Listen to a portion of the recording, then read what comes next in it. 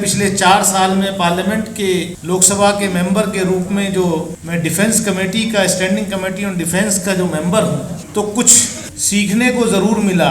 2014 के बाद पार्लियामेंट नहीं रह गया, हर चीज सीक्रेट हो गई। हालत यह है कि स्टैंडिंग कमेटीज जो होती हैं उनमें हर तरीके की चर्चा होती, लेकिन वहां भी जब एग्जामिनेशन होता है तो उससे पहले ही चेयरमैन कह देते हैं कि साहब जो चीज सीक्रेट हो उसको मत बताइए, यानी कि जो सीक्रेट भी नहीं होती वो भी नहीं बताई जाती।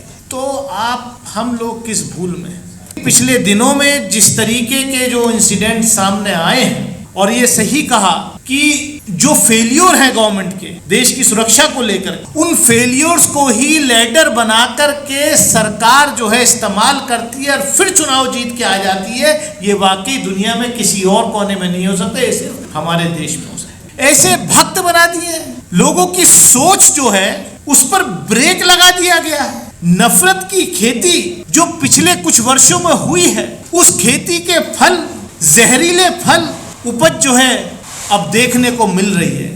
कल मुंबई में एक ट्रेन में देखने को मिली, संवैधानिक पद पर बैठे हुए लोग क्या बोलते हैं, कैसे जहरीले भाषण करते हैं, किसी से छुपा नहीं है। एजेंडा 2024 का सामने आ गया है। कल जिस तरीके से, जिस प्रदेश से मैं आता हूं, उस प्रदेश के मुख्यमंत्री ने जिस तरीके से ऑर्गेनाइज्ड वे में इंटरव्यू दिया, तो समझ आ जाना चाहिए कि देश को आने वाले वक्त में किस तरफ ले जाने की ये लोग सोच रहे हैं। नूह का इंसिडेंट, कल का एनसीआर का एरिया है, देश की राजधानी से, वहां पर हरियाणा में कभी, मतलब ये तो कोई तसव्वुर नहीं कर सकता था कि ऐसा भी हो सकता है। ये सब प्लान्ड है। ऑनरेबल सुप्रीम कोर्ट बार बार ये कहता रहा, डायरेक्शंस देता है कि हेट स्पीच को बैन करिए, हेट स्पीच पर कार्रवाई कीजिए।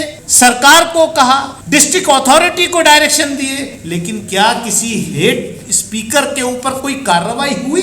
अगर कल की घटना जो हरियाणा की घटना है, उसका पिछले 24 घंटे का ही अगर सारा आप टाइमलाइन देख लें तो पता चल जाएगा किस तरीके से वेल ऑर्गेनाइज्ड वे में, वेल प्लान्ड वे में माहौल को बिगाड़ने की कोशिश। और ये कि मणिपुर की घटना जो है वो कोई साधारण घटना नहीं है। वहां जो हुआ है, जब संवैधानिक पद पर बैठा हुआ व्यक्ति, जब सरकार जिनकी जिम्मेदारी है लॉ एंड ऑर्डर मेंटेन करने की, जिनकी जिम्मेदारी है जनता को सुरक्षा प्रदान करने की, जब वो पार्टीशन हो जाए, जब वो हथियारों के खजाने लुटने दें, तो मणिपुर ही होगा। कि मलिक साहब, आपने ये दुस्साहस किया है, आपने देश को बताने की जरूरत की है, ये हम सब लोगों की जिम्मेदारी बनती है कि आपको, क्योंकि आप उस वक्त जब पुलवामा हुआ, आप उस वक्त एक संवैधानिक पद पर बैठे हुए थे, आपके पास फर्स्ट हैंड इंफॉर्मेशन थी, आप ग्राउंड पे थे, और देश की जनता को ये पता चलना चाहिए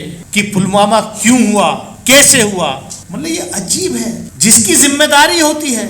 इंटेलिजेंस फेलियर हुआ, इस देश के गृह मंत्री, प्रधानमंत्री को पता नहीं चला।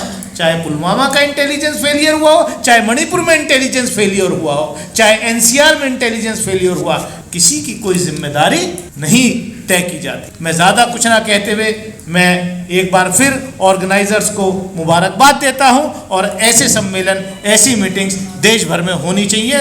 जनता को जागरूक करना पड़ेगा। मैं इन्हीं शब्दों के साथ अपनी बात खत्म करता हूं। जय हिंद।